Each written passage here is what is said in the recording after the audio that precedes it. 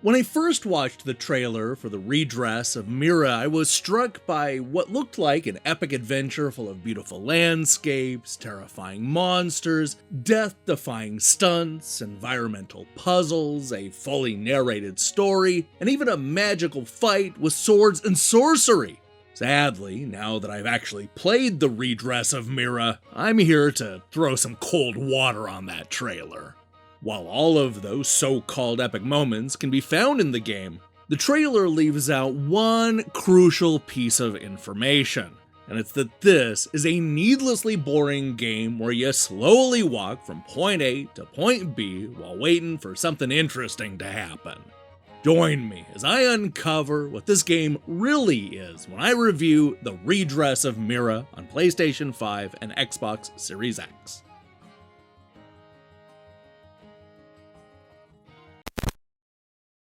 Mira is on an adventure. We don't know why or exactly what happened, at least not at first. But one thing is clear, she's determined to travel from one side of the fantasy world to the other to complete her mysterious quest.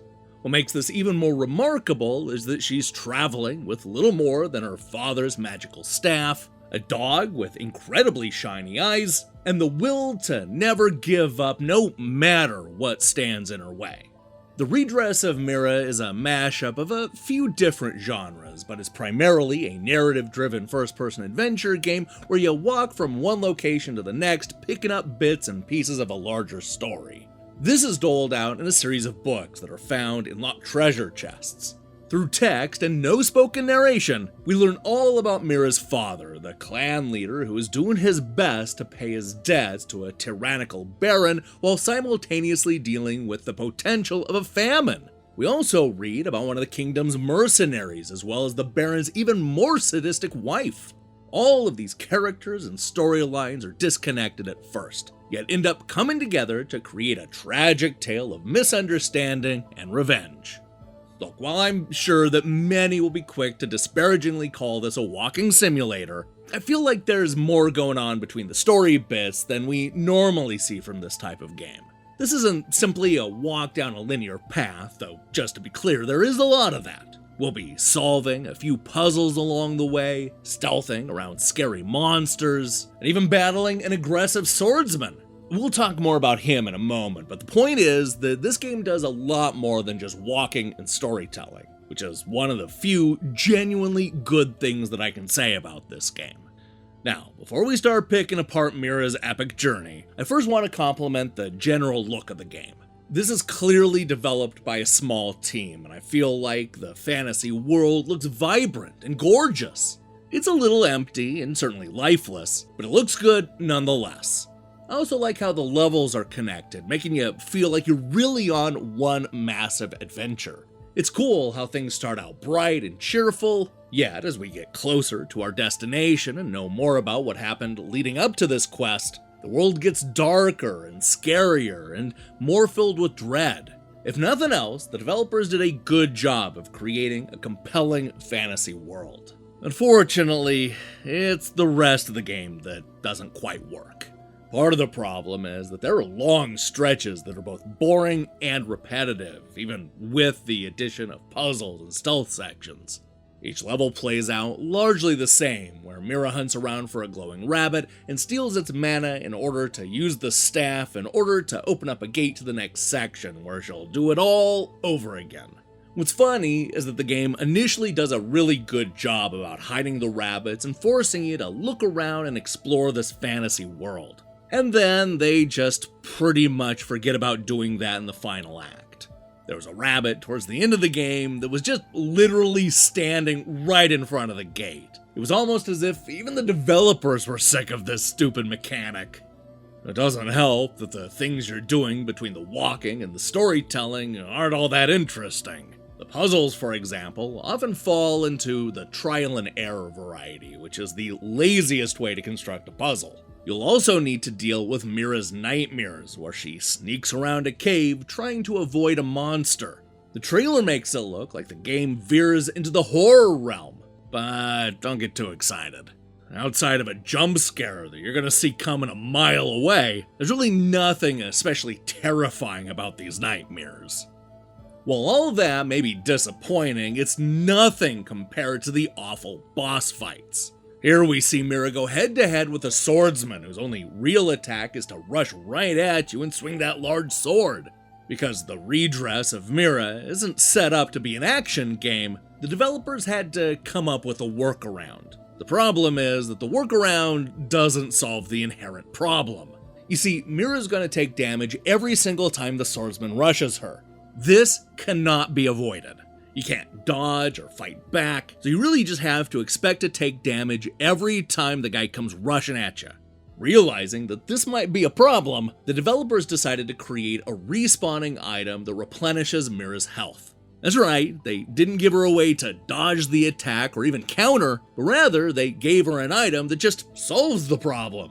And really, that's only half of it. The other big problem is that we're forced to suck the mana from 3 different rabbits before we can take a shot at the boss. Never mind the fact that a single rabbit gave you enough mana to shoot 3 shots when it came to the puzzle solving, because apparently now you need 3 rabbits for some reason. The issue is that collecting the mana from these bunnies is incredibly frustrating because you need to hit the button at the exact right time, all while you have this crazy swordsman slicing you up. Nothing about these fights is fun, and all this does is highlight the game's biggest problems. Then again, it's not like they get the storytelling right either. There's a weird disconnect between the adventure that we're on and the story that we're being told through these books. I think part of the problem is that it makes no sense to have the chapters of a larger story conveniently locked away on the exact same path that you're walking. Instead of running across books, it would have made so much more sense to have some sort of narrator filling in the story as we walk through the forests and castles. The trailer certainly hints that we get some sort of narration, but that's not the case. This is the kind of game where everything stops dead in its tracks to give you enough time to read a full chapter of a book. None of that worked for me. And look, even if you're fine with the way that the narration is dished out, I can't imagine anybody being happy with one of the major threads of the story being completely abandoned. What's especially frustrating is that it's the single most compelling part of the book, and it's just never resolved. There's a line at the very end that uses that thread to set up a sequel, but good luck with that. There's just barely enough story for this one game, let alone 2. Of course, there are other problems, many of which can probably be attributed to the game coming from a small development team. For example, there's no animation when Mira pushes objects around a level. Her hair doesn't even move. I also found that the custom settings that I chose would reset every time I loaded the game back up. Obviously, these aren't deal breakers, but they do suggest that the game needed to be in the oven a little bit longer. If you're the kind of person who uses the term walking simulator in a disparaging way, then the added boss fights and puzzling isn't going to do enough to sway your opinion. What's especially frustrating is that even fans of the genre will be annoyed by the clunky storytelling and the boneheaded distractions. There's some good ideas here that really could have added up to something special, but when it comes right down to it, Mira's plight is ultimately not worth redressing.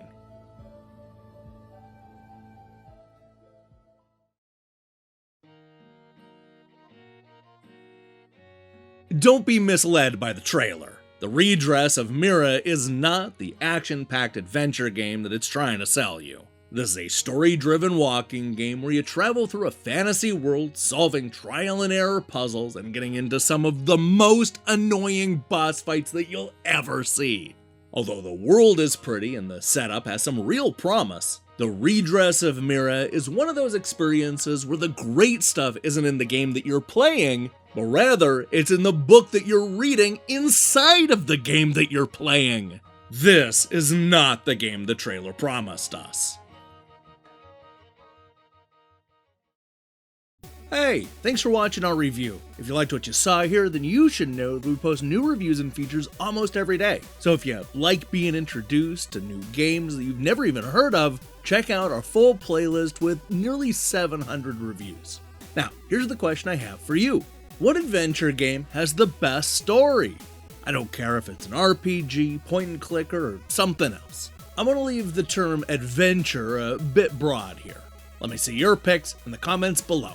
In other news, we'll be back later this week with all the reviews I intended to post last week, including Wonder Boy, Hitman, and the Temple of Starlight. If that sounds good to you, then I strongly recommend you click that subscribe button and support what we're doing here.